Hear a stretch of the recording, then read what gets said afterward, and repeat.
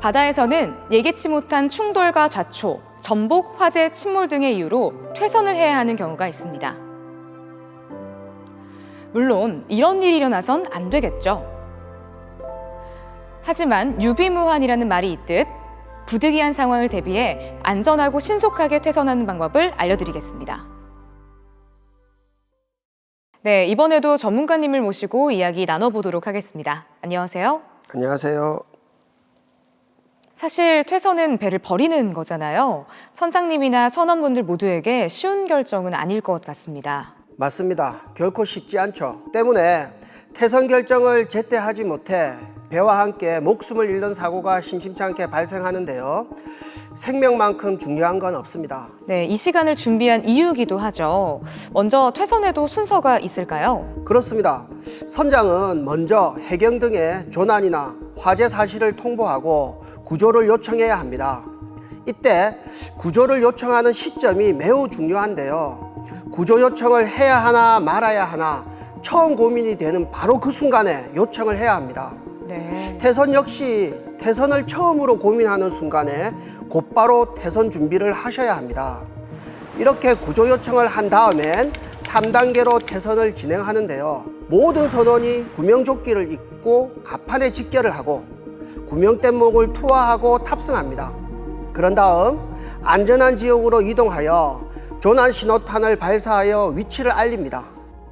네, 그럼 첫 번째, 구명조끼 착용 방법부터 알아볼까요? 구명조끼는 바다에 뛰어들었을 때 신체를 띄워서 생명을 구하는 역할을 합니다. 구명조끼는 조끼식과 목걸이식, 팽창식 세 가지가 있습니다. 조끼식은 조끼를 입듯 팔을 넣어 입은 후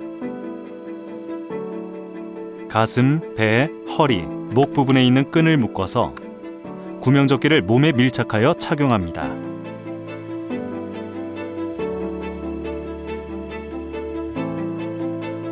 그리고 구명조끼에 있는 호각과 랜턴을 이용하여 자신의 위치를 알립니다.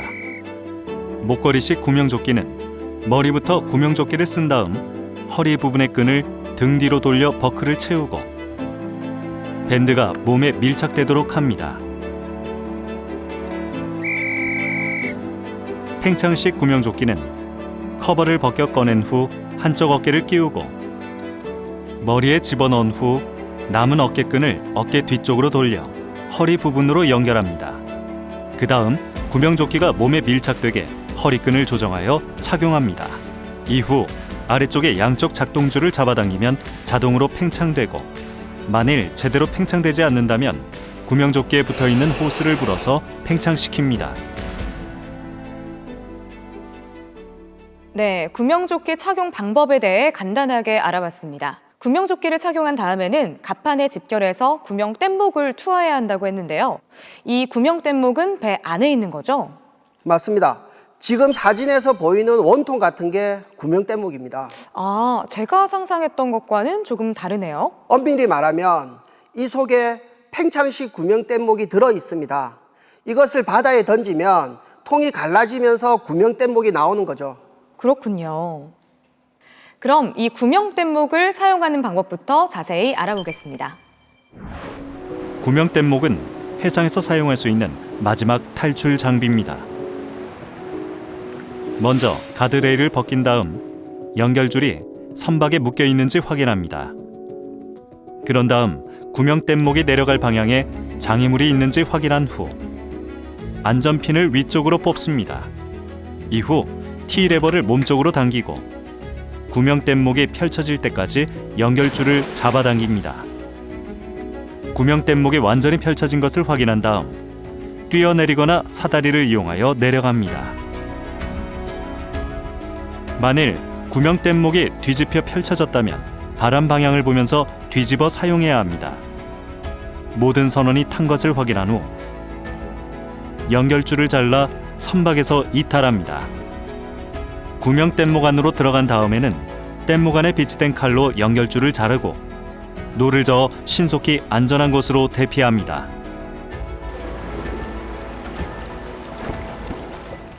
네, 지금까지 구명 뗏목을 사용해서 안전하게 탈출하는 방법에 대해서 알아봤는데요. 작은 어선에는 구명 뗏목이 없을 것 같은데 이럴 때는 어떻게 해야 할까요? 대부분의 연안 어선에는 구명 뗏목이 없습니다.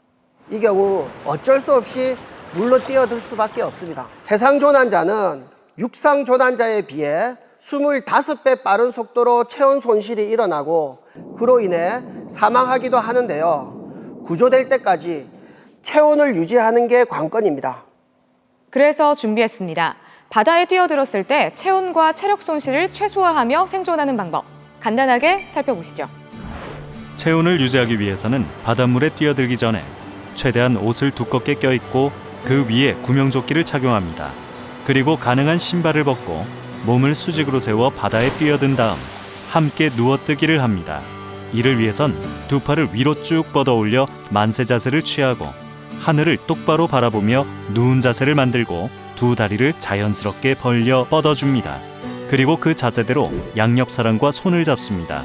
만일 옆 사람과 손을 잡을 수 없다면 개개인이 누워뜨기 자세를 유지하며 구조대가 올 때까지 기다려야 합니다.